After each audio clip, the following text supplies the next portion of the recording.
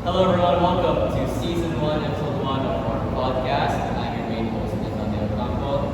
Hi, host Precious Dolores, and these are our guests. We have Francis Moitalaba. And I'm Vincent Martante. and today we will be talking about how theology impacts our daily lives and how it connects to our sustainable development goals, which is SDG 11. I'm pretty sure you guys know how this goes, right? It's a podcast. We're gonna really provide our insights towards our topic and what we really think about this topic. We're gonna ask questions. Feel free to ask us questions as well. It's a podcast. It's free will. So I'd like to ask you both a question. Of course, I'm assuming you guys are both believers, right? Using God's grace to your advantage, how do you plan to solve, for example, an issue like lack of housing? I think we should really pause the people and see, like, correctly what's going on in the world. Like, there's a lot of struggle with the plan. So I think, like, us people that have resources, I think it's really important for us to give them I think this really correlates to SDG 11 and how God has impacted our lives. Because, for example, the war we're facing right now. So, for example, we have the war that we're currently facing right now, and the people who are affected by the war have lack of housing. Even in unrelated, even like our gasoline prices have been spiking up, which is very tricky for people who have low income, especially for indigenous communities such as informal settlers, Punjab community. This deeply correlates to SDG 11 or sustainable cities and communities because it's all about housing and how we can improve that as a society. Moreover, on the war, of course, lack of housing is being affected, but not only that, the resources that are being transported from country to country, trades, all of these need gasoline, all these need fuel, and that the higher demand of gasoline, which means like higher demand for these resources because they are now basically are in a chokehold where they aren't usually being transported just like before, the war happened. So yes, yeah. Especially since I want to ask, how does SDG 11 connect to old covenantal relationships, specifically the Old Testament, like the Abrahamic covenant, Noahic Well, covenant? I think the answer is it's more on the Noahic covenant, right? Where we've talked about opportunities, for example, lack of housing, and Noah really housed a lot of animals, of course, during the great flood that God intended to wipe humanity because we were just full of sin. So he really gave opportunity to these animals and to his family or his chosen people. So I think that's how you correlate these two to SDG 11. Yeah, I think that's right. I think that even in the Old Testament, compassion was already present, especially in the Noahic covenant where Noah built an ark for the animals. So I feel like we should use that as an example to set an example for today's year and for the coming years because who will help each other?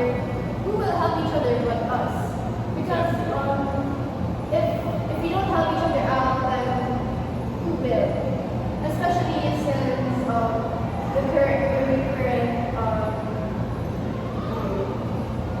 since the recurring government. The governmental issues. Yeah, the governmental issues like the lack of budget transparency and even the corruption in general or as a whole. I feel like tackling these issues now as a society will help our society become better. I think that this really correlates to the issue of SDG 11 and as a whole actually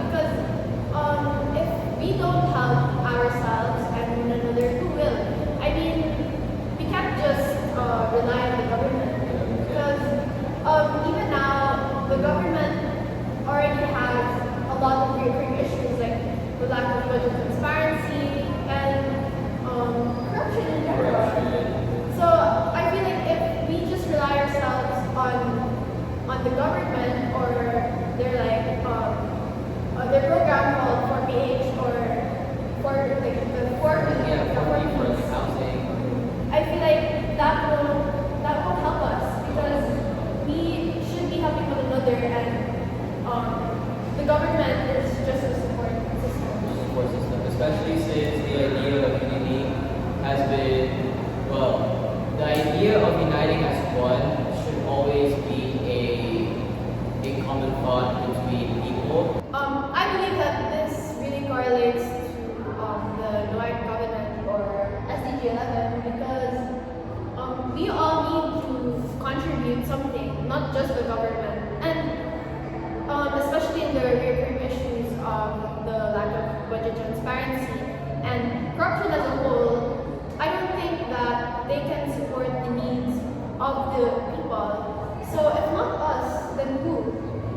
Exactly, and it's just that my concern is, the idea of being united as one should always be a common thought within the people.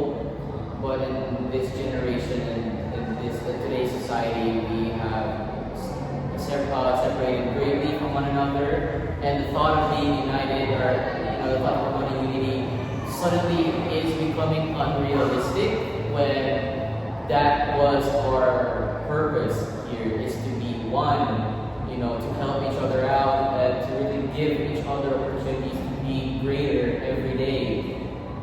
So I'm just upset that the people who are meant to help us ends up turning away from us and really taking away our resources, which then again, just, it's just not that ideal if you claim to want to help the future generation, or you claim that we are the next voices and we are the voice of the youth for the next coming generations.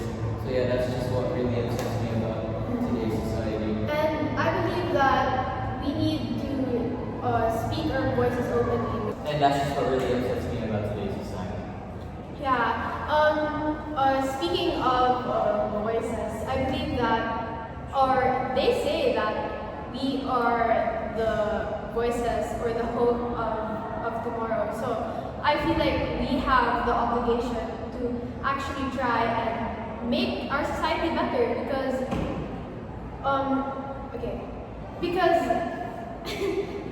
make our society better through even in small acts actually, and I believe that we have the obligation to actually make and try we have the obligation to make our society better because we are the future of our society. We can even do it in small ways, even in like social media campaigns, because everyone is in social media nowadays, so I don't see why we can't do that small of an action.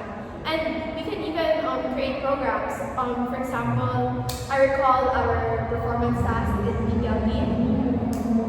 We actually made a position paper and a research on how SDG 11 works as a whole, its objectives, what we can do, our call to action.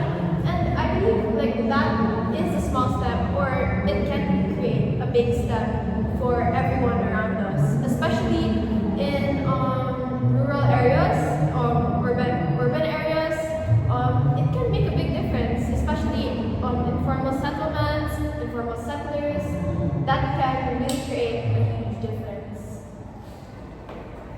Yeah, going back on the topic where we made a position paper, obviously SG11 is a very, right now it's still a contemporary issue. It has been. And now for our final segment of the podcast, the final act for today, I'd like to ask you guys, our representatives of course, what are your takeaways on this? Or what are your reflections?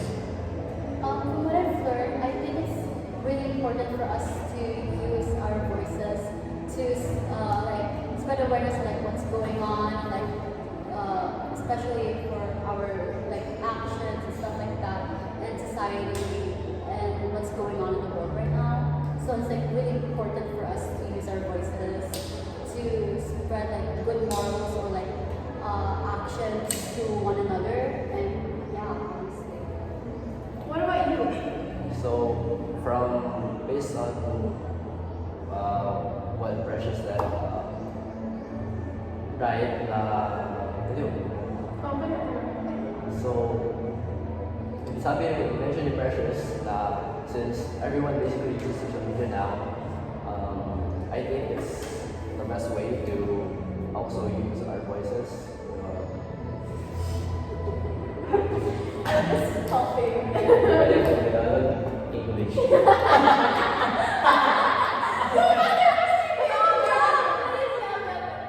gonna help us out? okay, go. Asa na? Ano na lang sabihin mo? Other than voices. Dapat, di ba nag-think mo, hindi natin magawa ng action. Okay, go. Okay, go. So,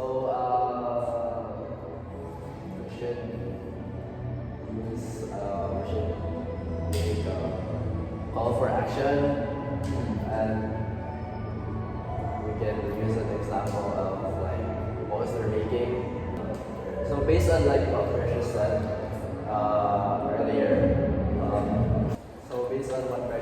earlier, because of what's happening now, there's a lot of issues, mostly society issues, like corruption, and like, instead of us actually uniting as one, that's really hard to do because of society issues. Ako na tayo. Oh, there. So instead of Us fighting, we should be united as one. so instead of us fighting, we should actually be united as one. That's correct.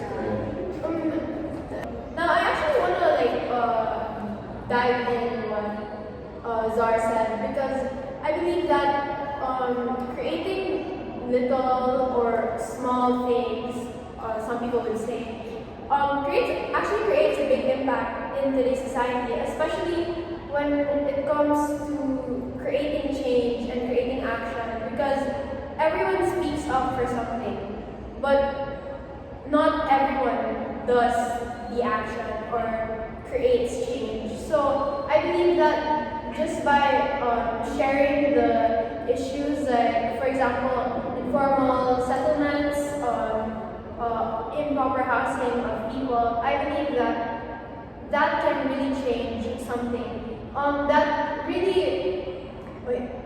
That strongly connects to the advocacy. It strongly relates to how God wants us to be, because that's the example we showed even in the New Testament, the Old Testament. It was all about showing kindness, compassion, and being God-centered. And I believe that's really important for us, because not only are we serving God or showing God who we are also showing service to other people, especially those in need or those who are experiencing poverty currently. Yeah, to reflect on that further, the things you mentioned about being God-centered, about being compassionate, those are really good core values to have as a person, especially with today's society where people tend to neglect these core values or morals that you should live by. I think it's important for all of us to be really God-centered and to really, reflect and to really base our actions towards what He wants us to do as how He created us in His picture. So yeah. Diving in or jumping in what you said about the core values, even in our schools, it teaches us. For example, here in Ateneo University, it talks about Atenean core values and Ignatian and what it is to be an Ignatian spirit, because it has commitment, compassion. What else? Christ-centeredness. Christ-centeredness, cultural sensitivity. Yeah. It's all about being respectful to one showing what God would want us to be, which is being respectful to everybody. And I think that's a wrap up for today's podcast. Thank you everyone for listening. I hope you all enjoyed and gained knowledge on how God strongly connects to SDG 11. And that's it. I'm Precious Chris and Dolores. I'm Lyndon Andaya Del Campo. I'm Francis Marie Calava. And I am Zara Marandate. And this is season 1, episode 1 of today's podcast. Thank you for listening. Bye!